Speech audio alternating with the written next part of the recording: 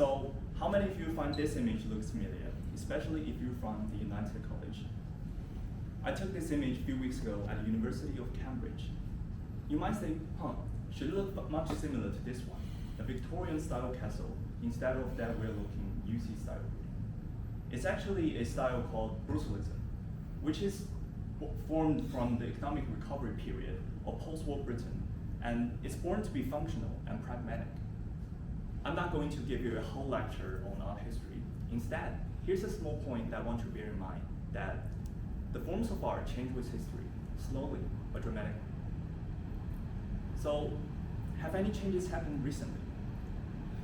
Imagine this, your 90-year-old grandma was delighted to inform you that scientists has finally discovered evidence that shows the existence of werewolves, and she sent you a picture of this. If you're an art person who like to draw, you will say that's clearly ridiculous and it's AI generated, right? So the art communities on the internet are furious about that kind of images. And there were protests have been happening all over the internet. And professional concept artists are started an anti-AI promotion to resist this kind of unethical usage of AI to replicate their works and make profits. But things are getting too real. So there were this kind of deepfake celebrities videos going viral on the internet. Raise your hand if you have seen one of these kind of videos. Yeah. So we live in an era where models have evolved and machine-produced work are now so real that even human couldn't tell if it's made by our own hands. Music become combined with works of algorithms. News is faked. And the photos are no longer real. The reality is no longer real, and we are producing things that are replacing ourselves. So you may ask, is the very essence of art creation still exist? As an engineering student, luckily, I could answer that question on a different perspective. So let's now go through the algorithm behind AI generated works. Just kidding, I'm not gonna bore you with the math and code. Instead, let's do a quick demonstration. For those of you who are using an iPhone, can now take out your phone and take a photo in front of you. Click on the top icon on the top right, and you should see it shows the same thing with different angles.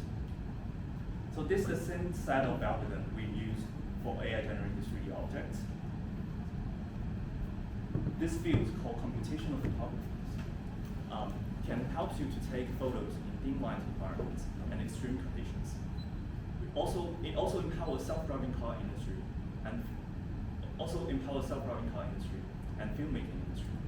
We even took the first photos of the black hole at the center of our universe using the same methods and physics behind it. Now, the term AI may get abused, but the technology behind it carries a wider mission. What we are really fighting against for is not the machine itself. It is the people who use it for the wrong purposes. I'm not a professional artist myself, so I don't have the right to judge how people perceive on AI-generated models.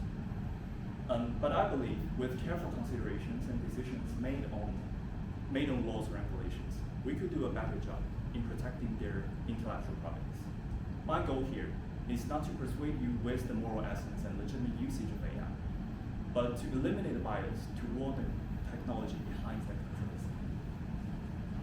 So, what's happening left in this revolution, what I call the revolution of electronic tools?